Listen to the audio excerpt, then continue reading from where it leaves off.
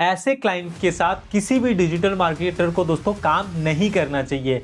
ऐसे क्लाइंट सिर्फ आपका टाइम वेस्ट करेगा, मनी वेस्ट करेगा और इसके साथ साथ आपकी एनर्जी भी दोस्तों वेस्ट करेगा। सब क्लाइंट अच्छे नहीं होते हैं। यह जो दोस्तों वीडियोज होने वाली है, ये सब डिजिटल मार्केटर के लिए एक लाइफ सेवर के तरीके से काम करेगा, क्योंकि इस वीडियोज के अंदर दोस्तों मैं आपको बताने वाला हूं कि आपको कैसे क्लाइंट के साथ दोस्तों काम नहीं करना है अगर आप दोस्तों एक डिजिटल मार्केटर हैं। तो चलिए दोस्तों हम समझते हैं ऐसे कौन कौन से क्लाइंट है या ऐसे कौन सी चीजें देखनी चाहिए जिसकी वजह से आप ऐसे क्लाइंट के साथ काम ना करें। तो मैं आ चुका हूं कंप्यूटर स्क्रीन पे और समझते हैं कैसे क्लाइंट के साथ आपको काम नहीं करना है। ठीक है, तो दोस्तों अगर मैं बात करता हूं सबसे पहला पॉइंट, ठीक है, कि भाई अगर आपको कोई ऐसा क्लाइंट मिलता है जो ये कहता है, स्टेप नंबर 1 में हम पढ़ते हैं, स्टेप नंबर 1 है ऐसा क्लाइंट जो आपसे क्विक रिजल्ट की जो है ना डिमांड करता है, क्विक रिजल्ट की डिमांड करता है। फॉर एग्जाम्पल मान लीजिए कि आप एक कोई फेसबुक ऐड एक्सपर्ट है। अब क्लाइंट ने क्या बोला कि भाई क्या नाम है कि कल से ही ऐड रन करना स्टार्ट कर दो और ऐड रन करो और मुझे जो है 2 दिन के अंदर रिजल्ट दिखाओ और रिजल्ट दिखाने के बाद मैं आपको पैसा दूंगा। ठीक है, तो ऐसे क्लाइंट क्या हुआ, ऐसे क्लाइंट के साथ आपको क्या कर देना है, ये एक आपके लिए रेड सिग्नल है। आपको ऐसे क्लाइंट के साथ नहीं जुड़ना है। और अगर ऐसा कुछ क्लाइंट कहता है तो कुछ आप उनको मैनिपुलेट कर सकते हो कि जैसे कि सर अगर आप किसी एक डॉक्टर के पास जाते हो तो क्या आप उनसे ऐसी डिमांड करते हो कि सर आप पहले डॉक्टर को, क्या आपने कभी बोला है कि पहले आप मेरी ट्रीटमेंट कर दो बाद में पैसा दूंगा?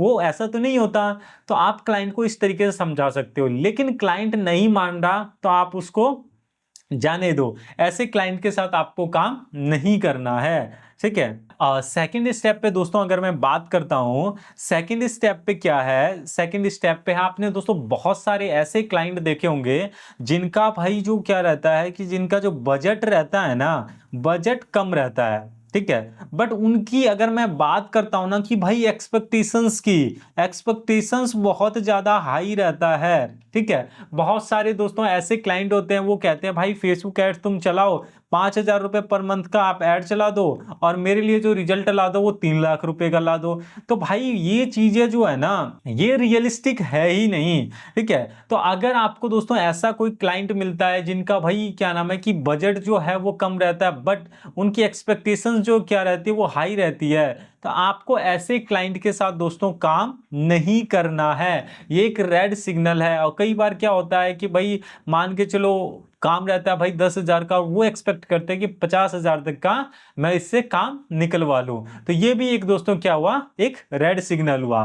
थर्ड स्टेप पे दोस्तों अगर मैं बात करता हूं, थर्ड स्टेप पे भाई क्या हुआ, थर्ड स्टेप हुआ आपका micro manager. Micro manager client कैसे होते हैं, जैसे अगर मैं बात करता हूं एज एन डिजिटल मार्केटर, आपने बहुत सारे क्लाइंट देखा होगा ना कि भाई कैंपेन चले ना एक दिन भी नहीं होता, क्लाइंट कहता है कि नहीं यार क्या नाम है ना कि हमें क्या करना चाहिए, हमें और क्या नाम है ऐड क्रिएटिव बनाना चाहिए, नहीं आपने तो क्या नाम है कि भाई ऐड जो है अभी तक रिस्पॉन्स नहीं आ रहा, कैंपेन को चले मुश्किल से 5 घंटा नहीं हो रहा और क्लाइंट डिमांड कर रहा भाई साहब लीड नहीं आ रही है, और वो अपना दिमाग लगाने लगता है नहीं तुमने ऑब्जेक्टिव गलत रखा है, नहीं तुम्हारा जो क्या नाम है कि लीड पर कॉस्ट हाई आ रहा है, नहीं तुम्हें ऐड ही नहीं चलाना आता। तो जो क्लाइंट इस तरीके की बीच बीच में उंगली करे, जिसे कहते हैं ना, क्योंकि क्लाइंट को तो पहली बात तो नॉलेज तो होता नहीं है और जब आप सही कर रहे होते तो बीच में आके टांग अड़ाता है, तो ऐसे क्लाइंट्स को आपको क्या रखना है, दूर रखना है। ठीक है, इसके अलावा दोस्तों अगर मैं बात करता हूं भाई फोर्थ स्टेप की, फोर्थ स्टेप में क्या है दोस्तों, आपने देखा होगा कि जब भी आप किसी क्लाइंट का एड रन करते हो ना, ठीक है, एड रन करा, अब क्लाइंट के पास क्या हुआ कि भाई वो लीड्स आई, ठीक है, लीड्स आई, और एज एन डिजिटल मार्केटर आप क्या कर सकते हो भाई, आप उनको लीड्स ही दे सकते हो, और वो लीड्स कैसी होगी, वो एक रेलेवेंट लीड होती है।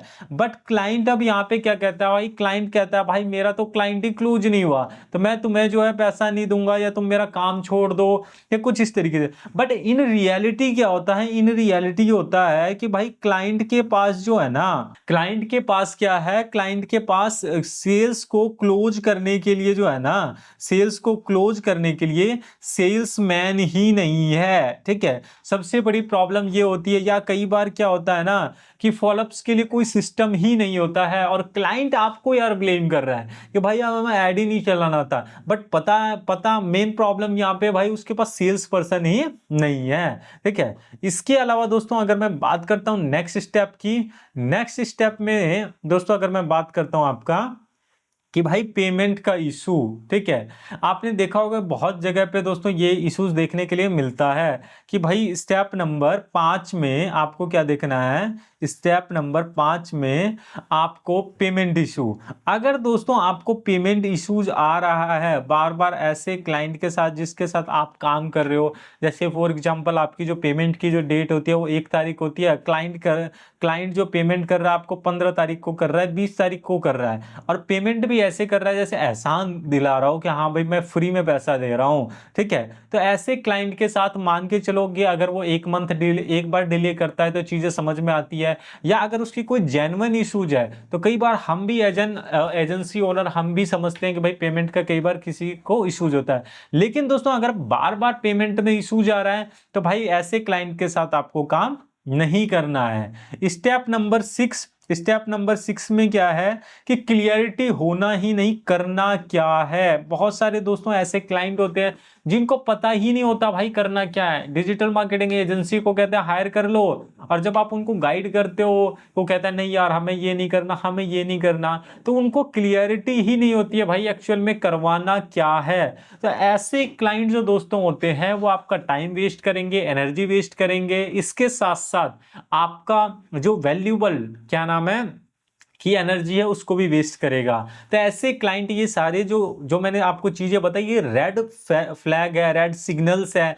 ऐसे क्लाइंट के साथ दोस्तों आपको नहीं जुड़ना है। और इसके साथ जो बार बार आपको कॉल्स करता रहे, अरे सत्यम क्या हुआ, रिजल्ट यार अभी तक रिजल्ट नहीं आ रहा, ये नहीं आ रहा, भाई ऐसे क्लाइंट के साथ मत करो यार काम। अनरियलिस्टिक एक्सपेक्टेशंस क्लाइंट के साथ काम नहीं करना है। अच्छे क्लाइंट बनाओ, बेशक 5 बनाओ लेकिन अच्छे क्लाइंट बनाओ। सो आई होप दोस्तों ये वीडियोज आपको पसंद आई होगी और आपको समझ में आया होगा कि आपको कैसे क्लाइंट के साथ काम नहीं करना है। तो चलिए मिलते हैं दोस्तों किसी नेक्स्ट वीडियोज के अंदर।